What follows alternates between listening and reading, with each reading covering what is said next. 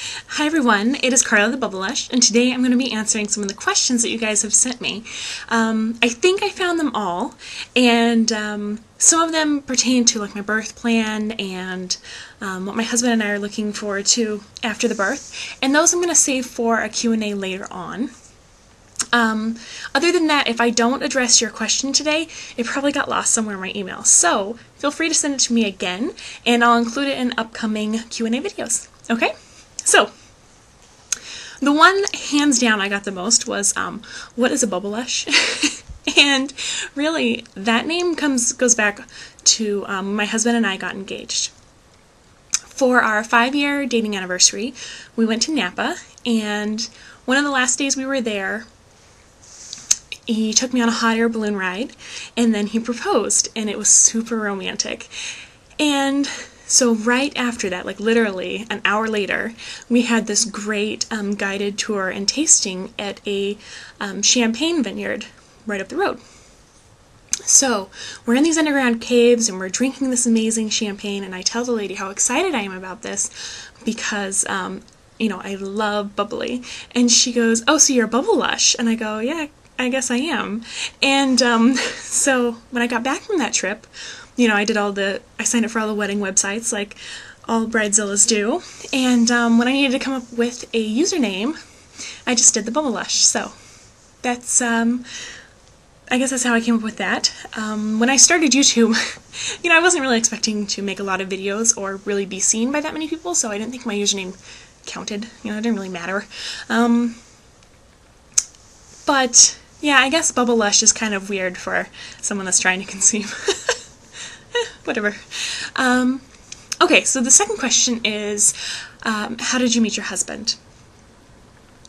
It's a long story, but basically my husband and I were in college back in Massachusetts, and I was in a sorority and he was in a fraternity, and summer of 2002, a bunch of my girlfriends, a bunch of my sorority sisters, dragged me over to this fraternity house, and one of the guys I met was my husband.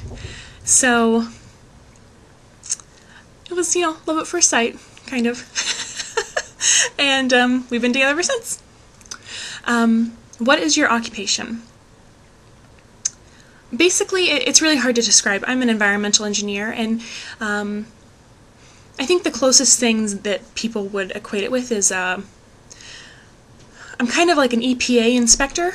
I go to different industries, plants, chemical plants a lot of times, or different businesses that have a permit for their, you know, environmental releases, and I make sure that they are in compliance and that they are not breaking any rules, and if they are, I write them a ticket. So that is what I do. And do I think my pregnancy is going to interfere with my job? Yes. There is going to come a point where I can no longer climb ladders up to the top of silos, and where I'm not going to be able to get on my hands and knees anymore and check out this equipment. So there is going to come a point where I'm going to need to either have a reduced workload or be assigned special sources that, you know, my physical limitations are going to suit. But they're going to work with me on that, because they're going to have to. They're required by law to provide a safe workplace, so they're just going to have to work around it.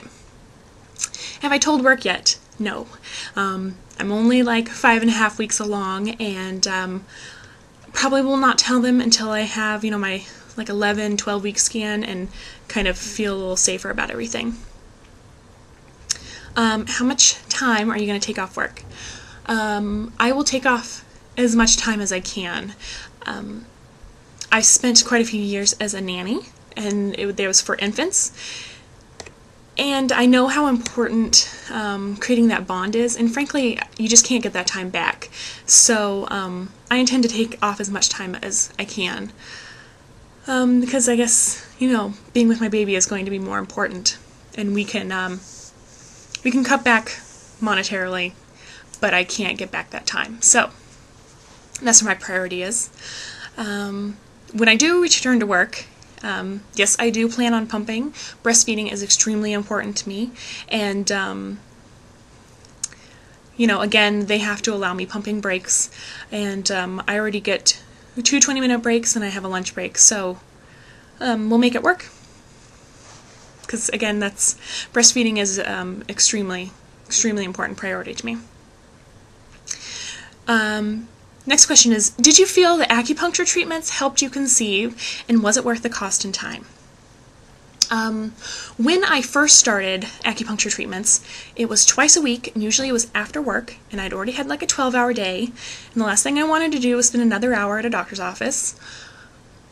However, this past cycle that was successful, 2 days after my IUI, she noticed a change. She was feeling my pulse, and my pulse had changed, and I had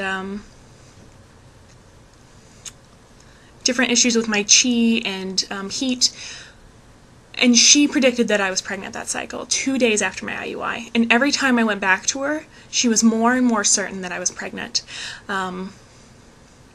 So when I told her right after Christmas that I was pregnant, she was just super excited, but at the same time she already knew. So, and I have to say that I didn't go into it being like a huge believer. If anything, I thought acupuncture has been shown to help women with PCOS, and I could use the relaxation. So it was covered by insurance. It wasn't that expensive. I think it was, I paid a $15 copay per session.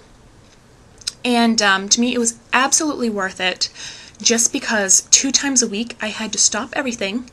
I was forced to meditate for 60 minutes and really just calm down, and I think it really helped me. I would encourage anyone that's interested to look into what their insurance coverage is and to check it out, because I'm a huge believer now, and I wasn't necessarily to begin with.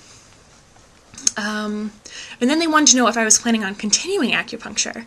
The exciting thing is that I really don't. If morning sickness gets bad, then I can go in more frequently, but really she only wants to see me about once a month, once every 2 months, and she's also my chiropractor, so if I have back pain attributed to my pregnancy, then she'll help me with that. So I'm excited to have some of that time back, and but I'm going to miss her because she's a great doctor and a great friend. And then the last question is, when did you first realize you would have trouble conceiving? I think back to the summer before we got married, and I can't really remember where my head was at because I was just so caught up in all the wedding details. One thing that really sticks out to me is I remember listening for my husband.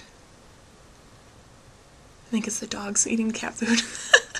I remember swimming in the pool with my husband, and we were talking about, so our wedding's going to be in August, we're going to go to Mexico in September, and I was like, when do you want to start trying for a family?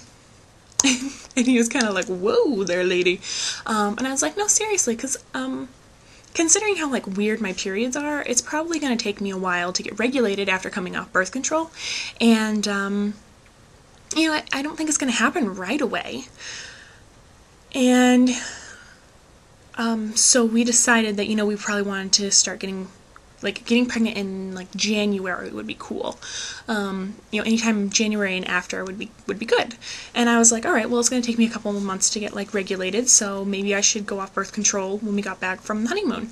And he was like, well, let's talk about it later. And which talking about kids is scary to men.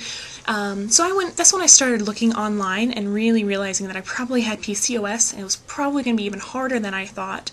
And that's when I started watching YouTube videos and realizing what I needed to do in order to prove my need for infertility treatments right from the beginning, because I didn't want to waste a whole year of trying if I wasn't ovulating. So I talk about this in other videos, but I think I realized I was going to have trouble conceiving when my husband and I actually sat down and started talking about family planning. I kind of realized that I was probably going to be the weak link, and we were going to need to work a little harder than most.